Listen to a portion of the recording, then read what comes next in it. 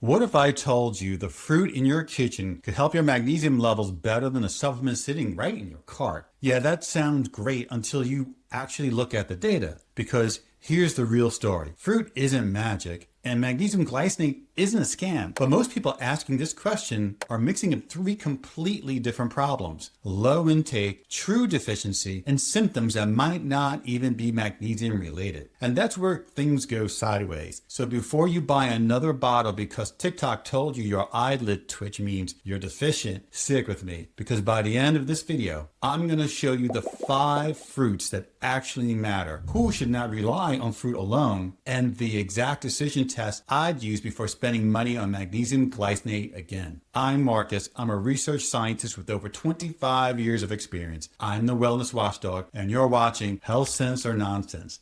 I went through newspapers, government fact sheets, and clinical reviews on magnesium, so you don't have to spend your evening romance reading PubMed or rely on AI, which will give you 5 different answers depending on how you ask it. And if you stay with me to the end, you'll get 3 things that actually matter. First, the 5 fruits that are actually worth talking about. Second, the biggest mistake people make when they try to improve low magnesium intake from food. And third, a practical framework to decide whether fruit is enough or whether a supplement conversation makes more sense. Here's the first thing to clear up. Magnesium deficiency is a real medical issue, but true symptomatic deficiency is not the same thing as simply eating less magnesium than ideal for a while. The NIH notes that early signs can include loss of appetite, nausea, fatigue, and weakness, while more serious deficiency can progress to tingling, cramps, seizures, and abnormal heart rhythms. But here's the annoying part. Most of those early symptoms are vague. Fatigue describes about half the country before coffee. So if someone online says one symptom equals magnesium deficiency, that's already a big flag. And this is the part most people miss. In otherwise healthy people, low intake alone does not usually turn into dramatic deficiency overnight because your kidneys help conserve magnesium. The bigger risk shows up in certain groups: people with gastrointestinal disease, type 2 diabetes, chronic alcohol use, older adults, and those taking medications like proton pump inhibitors or diuretics. Also, serum magnesium, the common blood test, is helpful but imperfect because magnesium is stored inside cells and bone, not circulating freely in the blood. Can fruit fix the problem?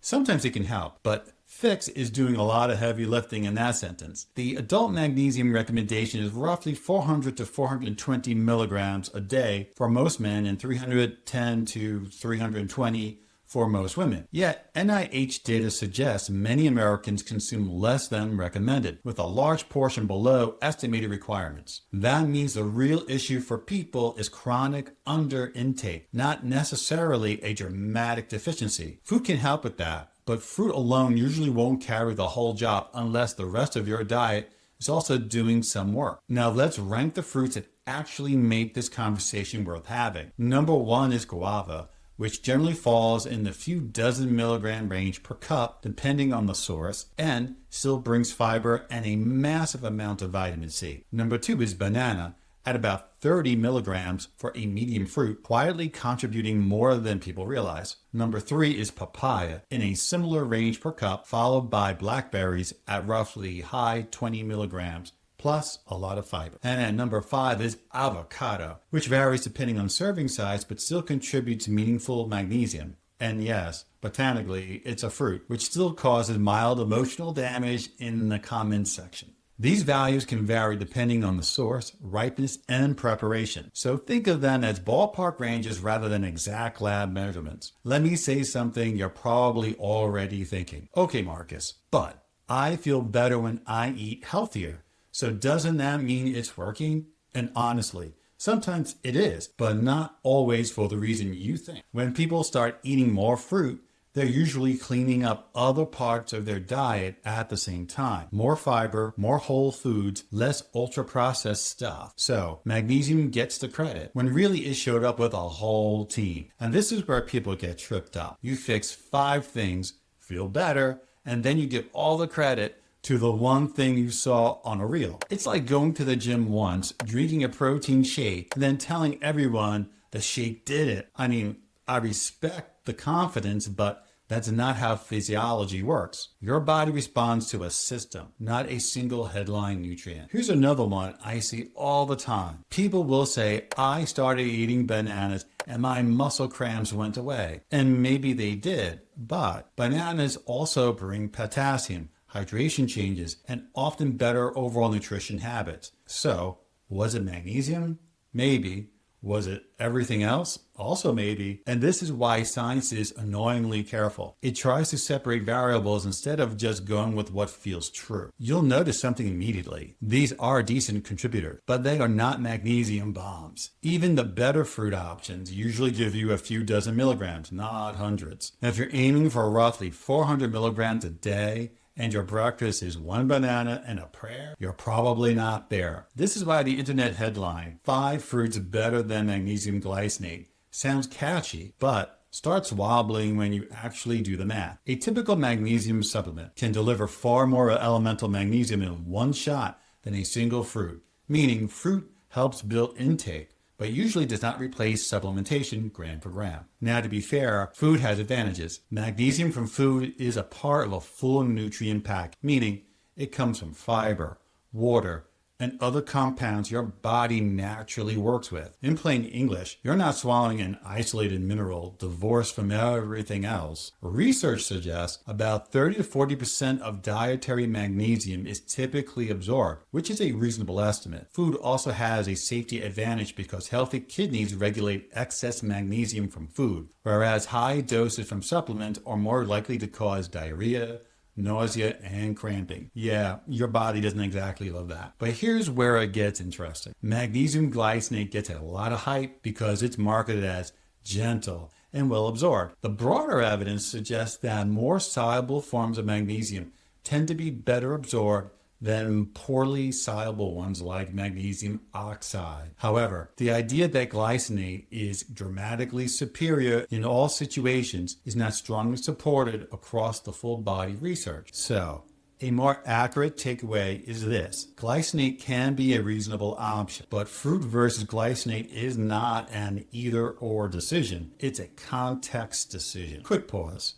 If this is helping you separate nutrition reality from supplement theater, hit like and subscribe.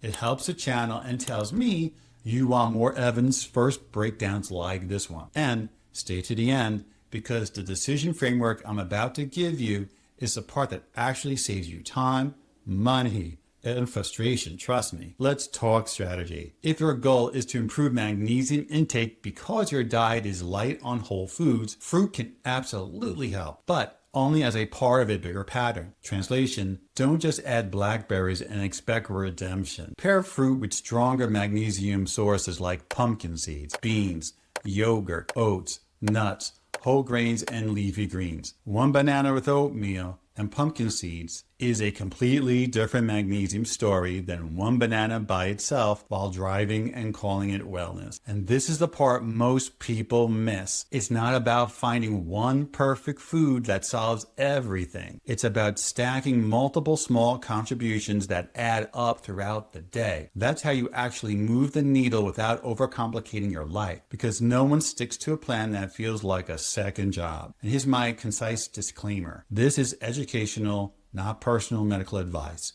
If you have kidney disease, ongoing symptoms, or concerns about deficiency, talk to a clinician instead of trying to self-diagnose based on content like this. That step matters more than any fruit or supplement choice. Also remember, assessment is messy. There is no single perfect test for magnesium status, and common blood tests don't always reflect total body levels. So, if someone feels off and their labs are normal, that doesn't automatically mean everything's optimal. At the same time, symptoms alone don't prove magnesium is the issue. This is why context and evidence matter more than quick conclusions. Step 1. Ask why you think magnesium is the issue. Step 2. Estimate your intake honestly over a few days. Step 3. Build around these 5 fruits, but combine them with stronger magnesium sources. Step 4, if you still come up short or have higher risk factors, consider discussing supplementation. Step 5, if you supplement,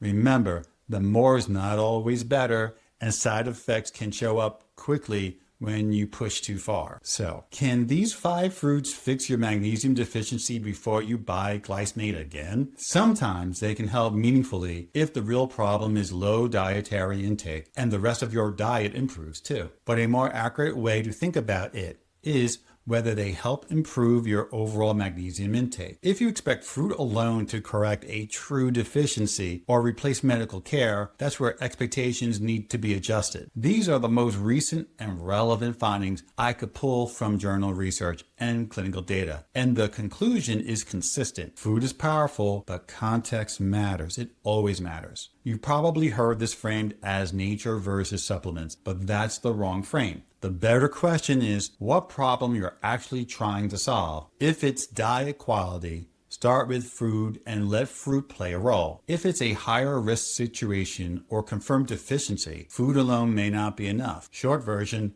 don't let a good banana act as a treatment plan. I'm Marcus. This is Health Sense or Nonsense.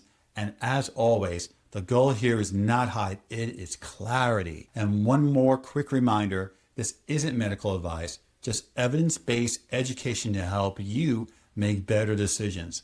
Wellness Watchdog out.